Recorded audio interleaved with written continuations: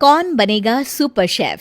नीलम अपने पति आशीष और सास ससुर के साथ मोहन नगर में रहती थी। नीलम और उसकी सास उषा बड़ा ही बढ़िया खाना बनाते थे। एक दिन नीलम की ननद ने कहा, भाभी ये भरवा बैंगन तो इतने ज्यादा अच्छे बने हैं कि क्या बताऊं। थैंक यू साक्षी। हाँ, और ये पनीर की भुर्जी तो बहुत ही अच्छी बनी है, लेकिन सबसे अच्छा तो ये लच्छे वाला पराठा है। नहीं नहीं, बैंगन सबसे ज्यादा अच्छे बने हैं। मुझे तो पनीर की भुर्जी सबसे ज्यादा टेस्टी लगी। तुम दोनों को कुछ नहीं पता, ये पराठे सबसे ज्यादा अच्छे बने हैं। अपने पूरे परिवार को खाने की तारीफ करते देख नीलम और उसकी सास उषा बहुत खुश हो जाते हैं। एक दिन उनकी पड़ोसन जया उनके घर आती है। सुना तुम लोगों ने, हमारे शहर में कौन बनेगा सुपर शेफ का ऑडिशन होने वाला है। मैं तो कहती हूँ कि तुम दोनों को भी उसमें भाग लेना चाहिए। अरे हम कहाँ जया, हम लोग तो साधारण से घर का खाना बना लेते हैं बस। बात साधारण सा खाना बनाने की नहीं है, खाने में स्वाद की है, जो तुम दोनों के हाथों में है। 2 हफ्ते हैं अभी भी, तुम लोग चाहो तो तैयारी कर सकते हो। मम्मी जी, ऑडिशन देने में तो कोई बुराई नहीं है। हाँ, वो तुमको 3 डिश बनाने को कहेंगे, तुम अभी से ही उनकी तैयारियां शुरू कर दो, और चखना चखाना हो तो मुझे जरूर याद कर लेना। नीलम और उषा अब ऑडिशन की तैयारी में जुट जाते हैं और उन दोनों के ही बीच प्रतियोगिता शुरू हो जाती है। रात में जब सब लोग खाने बैठते हैं तो आशीष देखता है कि खाने की डेकोरेशन बड़े ही अच्छे तरीके से हुई है। अरे वाह, आज तो खाना दिखने में भी बहुत अच्छा लग रहा है, पर इस सब की क्या जरूरत थी। मम्मी जी और मैं कौन बनेगा सुपर शेफ की तैयारी कर रहे हैं आशीष। हाँ, पर इतना सारा खाना। हाँ, ये सब तुम लोगों के लिए है, तुम लोग चख के बताओ कि क्या ज्यादा अच्छा बना है। अरे भाई, हम लोग जज थोड़े हैं, हमें तो तुम दोनों के ही हाथों का खाना बहुत पसंद है। ऐसा नहीं चलेगा जी, आप लोगों को हमारी मदद करनी होगी। सारे घर वाले बड़े ही परेशान हो जाते हैं, क्योंकि अब उन्हें सास बहू में से किसी एक की बनाई गई डिश को जिताना था। देखो, खाना तो सारा ही अच्छा बना है।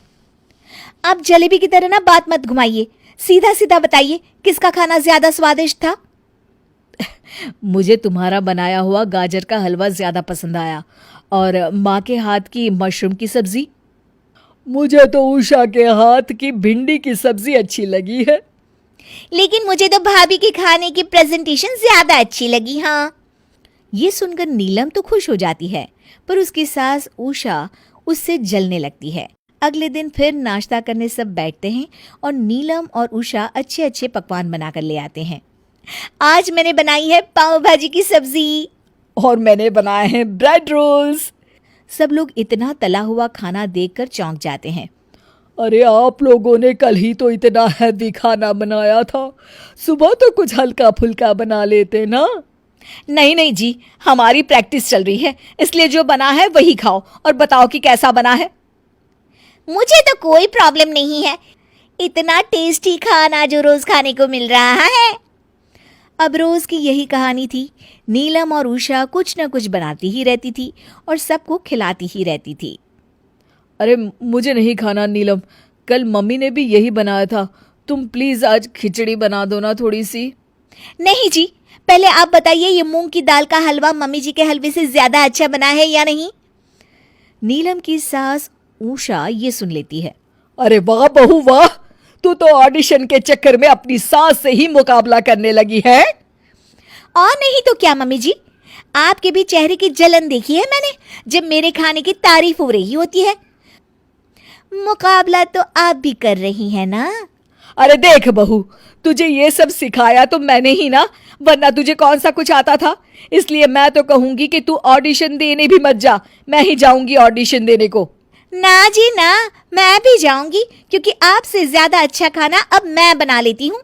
देखती हूँ मुझे कौन रोकता है ऑडिशन देने से। नीलम और उषा में बहस छिड़ जाती है। तभी साक्षी के चिल्लाने की आवाज आती है। सभी घर वाले साक्षी के कमरे में जाते हैं। क्या हुआ साक्षी? हाँ साक्षी, इतना क्यों चिल्ला रही हो? तबीयत तो ठीक है ना?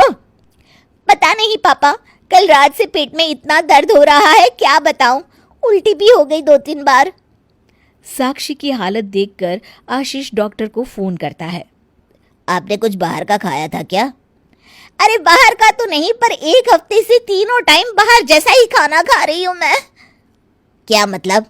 मतलब कि छोले भटूरे, पाव भाजी, पनीर, मशरूम, ब्रेड पकौड़ा। हाँ डॉक्टर साहब, पिछले 1 हफ्ते से हमारा घर हलवाई की दुकान बना हुआ है, क्योंकि मेरी पत्नी और माँ को कौन बनेगा सुपर शेफ के ऑडिशन की तैयारी करनी थी। ये तो बहुत ही गलत बात है। आप लोग इतना ज़्यादा हैवी खाना रोज़ खाएंगे तो बीमारी पड़ेंगे ना। ये दवाई लिख के दे रहा हूँ, ख्याल रखिएगा। साक्षी दर्द से चिल्ला रही होती है और नीलम और उषा को ये देखकर बड़ी ही शर्मिंदगी महसूस हो रही होती है। तुम दोनों की अब यही सजा है कि तुम दोनों ही ऑडिशन देने नहीं जाओगी और अगले 1 महीने तक कुछ भी हैवी डिश इस घर में नहीं बनाओगी। नीलम और उषा अपनी इस लापरवाही की सजा मान लेती हैं।